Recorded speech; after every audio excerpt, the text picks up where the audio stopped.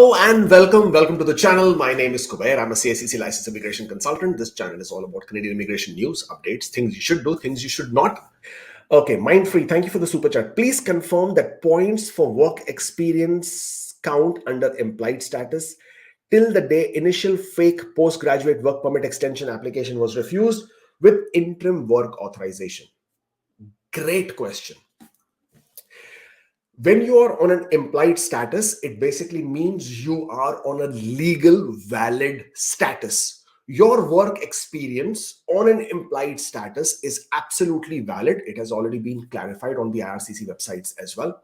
So you can claim that period of work experience. However, if you applied for a fake extension, which fake extension, for people who do not know, is that, for example, if your postgraduate work permit was expiring on 31st of December 2022, at that point of time, there was if let's say your work permit was expiring on 10th of January 2023, on that date, there was no public policy for extension of work permits for 2023.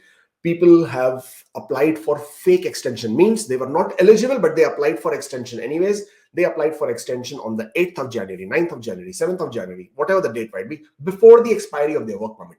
Now they have come onto an implied status because that's what the law allows you to do, to be on. You're on an implied legal valid status, which basically means you can continue working until the decision is rendered.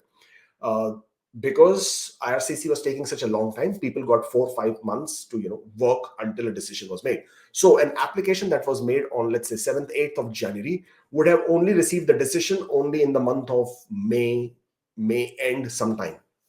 Then in April came the public policy whereby postgraduate work permit holders whose work permits were expiring anywhere from 2021 September onwards until whole year of 2023, they could apply under the public policy to apply for postgraduate work permit extension.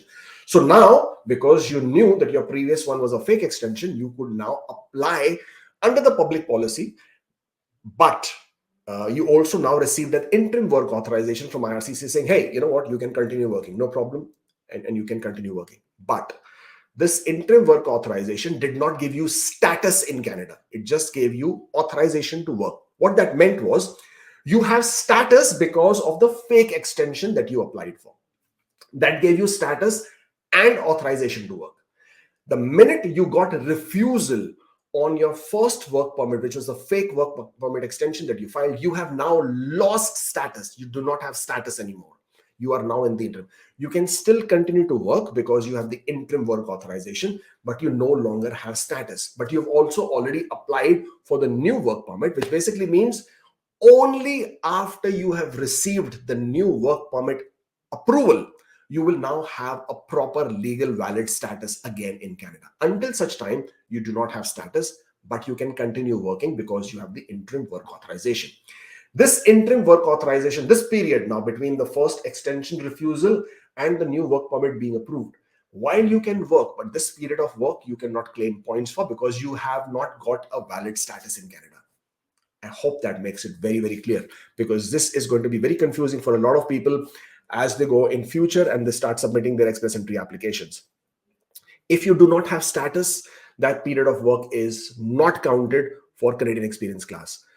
Fake extension gave you legal valid status as implied status or maintained status. Your work experience is counted, can be counted. Now, if you do not have status, you can still work if you have interim work authorization, but that period of work cannot be counted for your Canadian experience. Hope that clarifies.